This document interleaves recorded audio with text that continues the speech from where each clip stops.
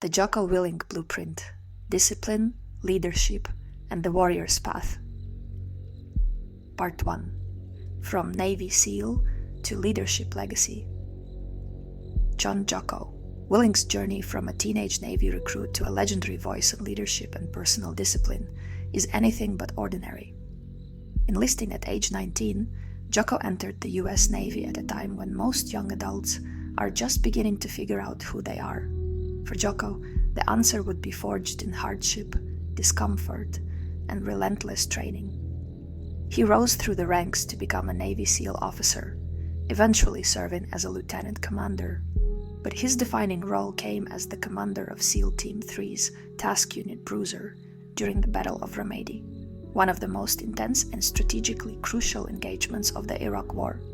His unit became the most decorated special operations unit of the conflict. Among his teammates were men like Chris Kyle, the American sniper, and Leif Babin, all of whom operated under Jocko's command. For his heroism and effectiveness, Jocko earned the Silver Star and the Bronze Star with a V device, honors that recognize not just bravery, but leadership under fire.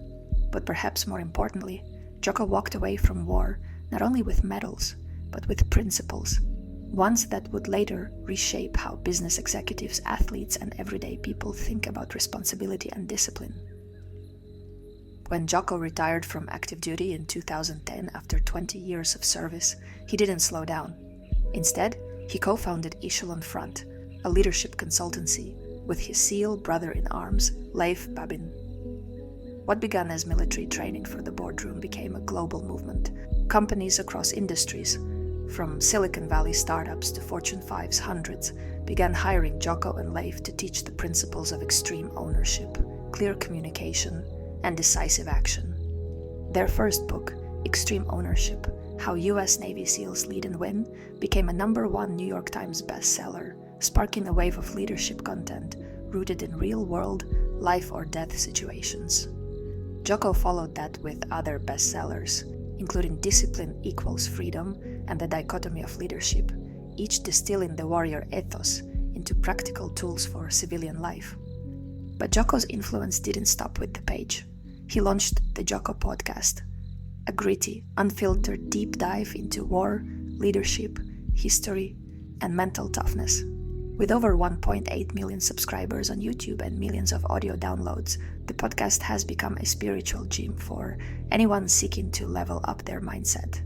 He reads from military memoirs, interviews elite performers, and drops truth bombs in his signature gravelly voice, always reminding listeners that discipline isn't about punishment, it's about freedom. In Jocko's words, "It's not what you preach, it's what you tolerate." That quote has become a cornerstone of modern leadership. It means that your standards are not what you say, they're what you accept. Leaders, whether on the battlefield or in the office, shape the culture by what they're willing to overlook. Weakness tolerated becomes weakness, normalized. Jocko's entire career, from SEAL platoons to executive teams, is a living embodiment of that idea. He doesn't just talk leadership, he lives it. He's trained warriors, he's mentored CIOs, he's inspired athletes, teachers, parents, and students. What separates him from so many voices in the self-help space is credibility born of consequence. He's led men into literal fire, made split-second decisions under pressure, and carried the burden of those choices home. That's not theory, that's truth tested by experience. And that's why millions listen. Jocko Willink's legacy isn't a motivational speech. It's a commandment. Own everything, lead everything, never make excuses, and get after it. Part 2. Discipline Equals Freedom, a life manual. Jocko Willink is often asked the same question: how do I become more motivated? His answer is blunt: you don't. You become more disciplined. For Jocko, motivation is fleeting. Discipline, on the other hand, is sustainable. His philosophy is anchored in the idea that freedom, the freedom to live on your own terms, to build something meaningful, to stay healthy and resilient, comes only through discipline. Discipline equals freedom. That statement isn't a slogan. It's the foundation of Jocko's worldview. It means that every time you do the hard thing, wake up early, show up to the gym, do the boring work, you're buying back control of your life. You're building the kind of internal strength that makes you unshakable, even when life gets chaotic. In his book Discipline Equals Freedom, Field Manual, Jocko breaks down this concept with tactical precision. The book isn't written like a typical self-help guide. It reads like a call to arms. Every line is trimmed of fluff. Every sentence is forged in urgency. It's not about hacks. It's about habits. When the alarm clock goes off, don't negotiate with weakness. Get up. Go.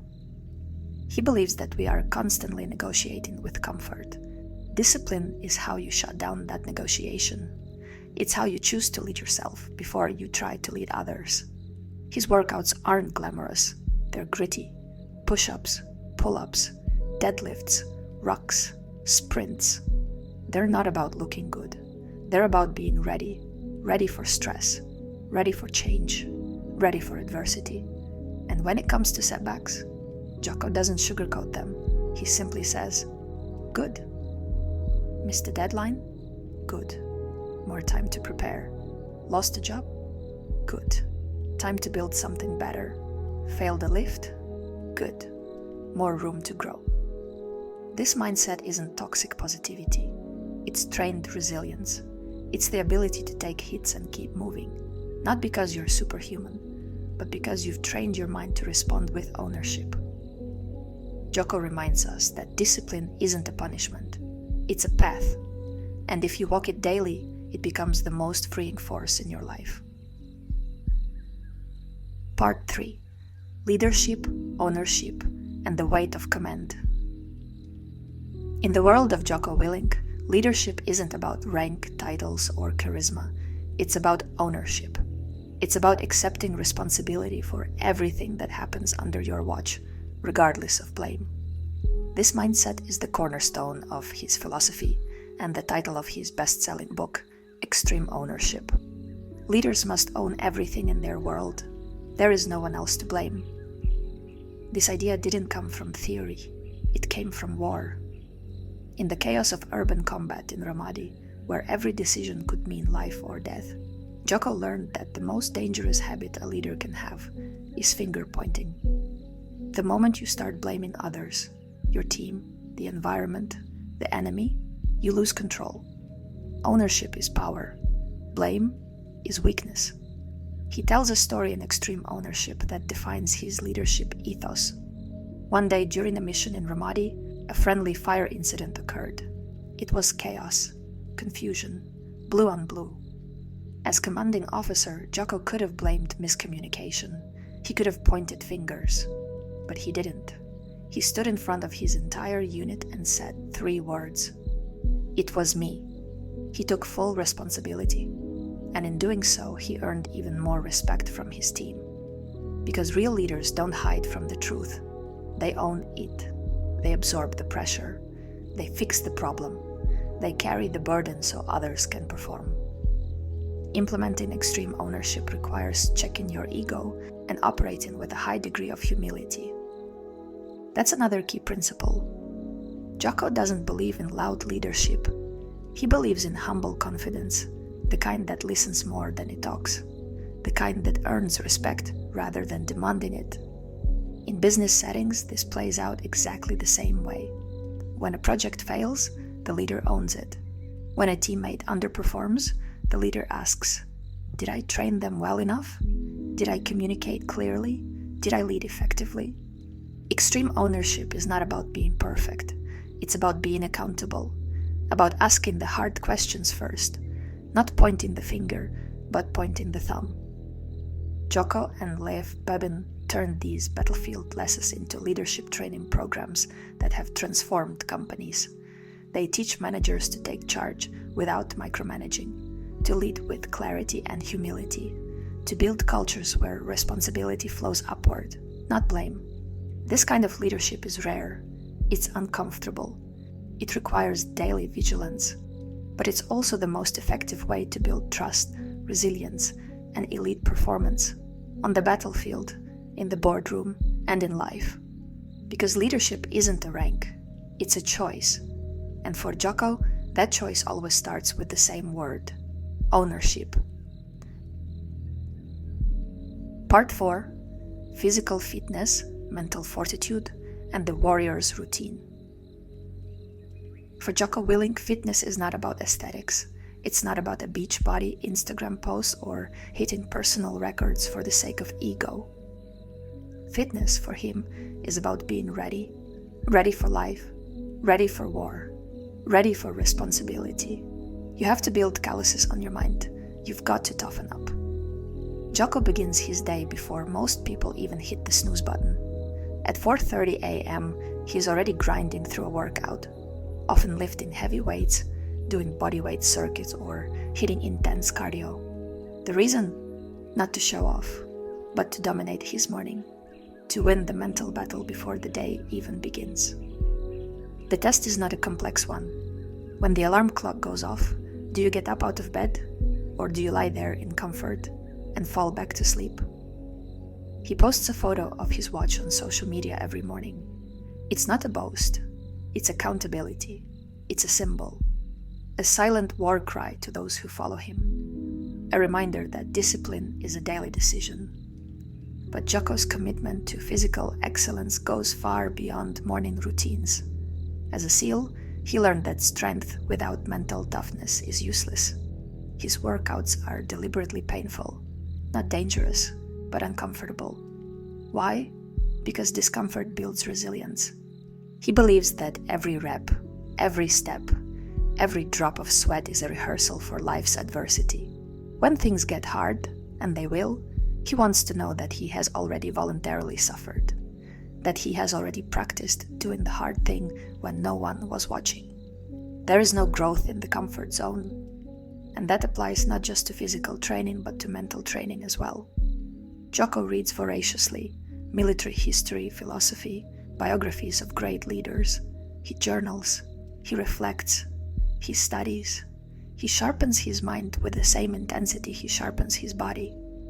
He has said many times that the enemy is not external, it's internal. Laziness, excuses, fear, procrastination. The only way to conquer those enemies is to out-train them. This isn't just SEAL talk, it's practical. Because modern life is engineered for convenience. You don't need to walk, you don't need to lift, you don't need to move. But Jocko would argue, if you avoid discomfort long enough, you become weak. And when life does hit you, you won't be ready. He trains so he can show up for his family, for his team, for himself. He doesn't wait for motivation. He manufactures readiness through ritual. Don't expect to be motivated every day to get out there and make things happen. You won't be. Don't count on motivation. Count on discipline. In Jocko's world, fitness is a moral obligation, because if your body is capable but untrained, you are operating below your potential. And in a world full of chaos, strong people are needed, not just physically but emotionally and spiritually. He is the modern warrior monk, discipline in action. And it all starts with one decision at 4:30 a.m. Part 5: War, Peace, and the Power of Detachment. Though Jocko Willink is often associated with intensity, aggression, and action, he also speaks powerfully about detachment, the ability to step back, breathe, and make clear decisions, even in the heat of the moment. In fact, detachment is one of the most important skills he teaches leaders, soldiers, and CEOs alike. Relax, look around, make a call. This simple sequence, breathe, observe, decide, is something Jocko practiced on the battlefield. In firefights where bullets were flying and chaos reigned, he learned to detach emotionally and observe reality without panic. It was the only way to stay alive, and to keep others alive. But detachment isn't just for war zones. Jocko teaches that this principle applies in every arena of life. When emotions are high, whether in an argument, a business negotiation, or a moment of personal doubt, detachment gives you space to respond instead of react. You cannot make good decisions if you're emotional. Detachment is key. He's quick to point out that detachment isn't indifference. It's not checking out. It's the opposite. It's caring so much that you remain calm enough to lead wisely. Jocko also draws a line between two types of courage, the courage to act and the courage to wait. While many glorify constant action, Jocko values strategic patience. He believes that sometimes the most powerful move is to pause, assess, and hold your position. This philosophy is especially crucial in modern life, where urgency is glorified and reaction is rewarded. Social media, 24-hour news cycles, and endless notifications train us to react instantly. Jocko pushes back hard against that impulse. Calm is contagious. He's taught this to military units and corporate teams. If the leader stays calm, the team stays calm. If the leader panics, the team collapses. Your emotional state as a leader is the emotional temperature of your unit, whether that unit is a squad of SEALs or a team of engineers. And so, Jocko's idea of warriorhood isn't just about power, it's about poise, strength under control, action guided by clarity. Even in parenting, Jocko practices this.